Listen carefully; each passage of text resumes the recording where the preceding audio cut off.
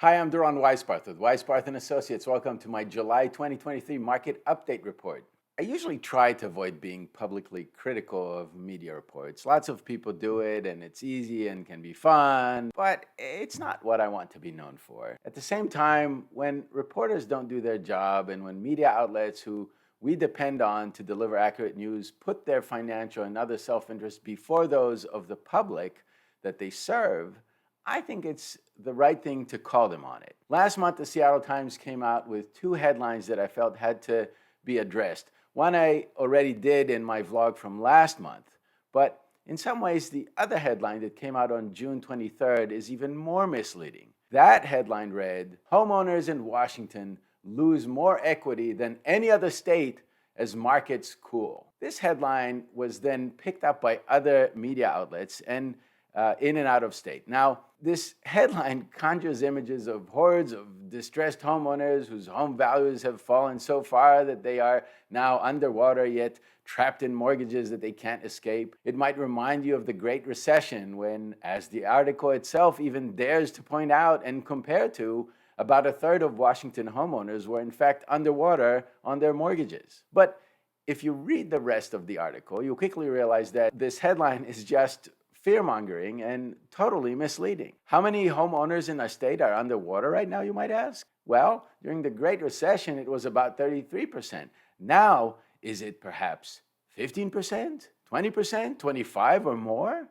Nope, it's a mere 2%. You heard that right, 2%. And consider that at any given time, a small fraction of homeowners are underwater even when the market is booming, meaning that the price drops last year may not even be the cause of these homeowners to be in distress. Now, that's statewide. How about in Seattle? Well, in Seattle, just 0.7% of homeowners are underwater on their mortgages. That's right, less than 1%. As Yoda might say, time to panic. This is not. Okay, that's my best impression. Now, of course, if you're one of the people who is underwater, that probably doesn't feel very good. I get that. But this headline is stoking an awful lot of anxiety, considering it only applies to a small fraction of homeowners, and many of them might have been distressed no matter what. Now, the media is in the business of selling news, and headlines like this sell news. I get that. But I really think that it's fair for us, the consumers, to demand better from our media outlets, really. So let's look at the facts. Again, most of these you've heard me say multiple times in the past. Last year, the market peaked in the spring after an uncharacteristic acceleration of home prices. The market was red hot and out of control. Then a combination of bad news and market uncertainties, inflation, war in Ukraine, gas prices, and interest rates, to name a few, caused the market to hit the brakes. Then, starting in January of this year, the market reset, returning to its original trajectory of a steady, if somewhat slower, upward climb. Consider these statistics. Last year, in June of 2022, the median sale price of residential homes in King County was $925,000. In June of this year, just last month, after the price drops, it was already back up to $938,000. So we're up 1.4% from last June and still climbing. Likewise, in Seattle, the median price of a single-family home in June of 2022 was $965,000. This year, it's moving upward after its earlier decline, and last month it reached $920,000. So we're only 4.7% below last June's prices. However, its current trajectory will bring it back to its peak in a couple of months or so. In this chart, I draw a straight horizontal line from the data points for June of last year in both data sets.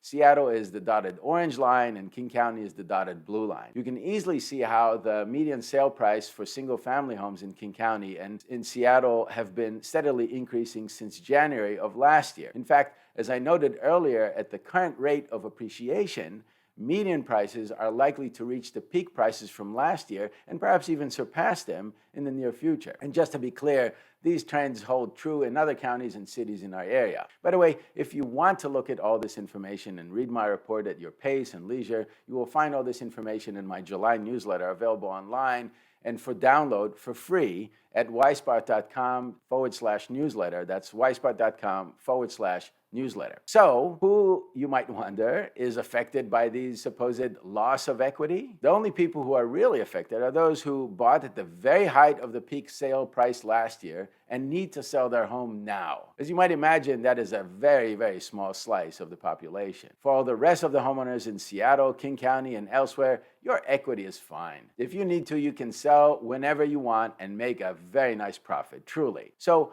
now that you have the facts, please help spread the word to others so that we don't let this kind of fear-mongering scare people. And please reach out to your local media outlets and ask them to do better. We deserve it, don't you think? If you know anyone who's considering buying or selling their home this year, please send them this video or refer them to us by phone, text, or email, or fill out the referral form on our website at weisbarth.com/refer.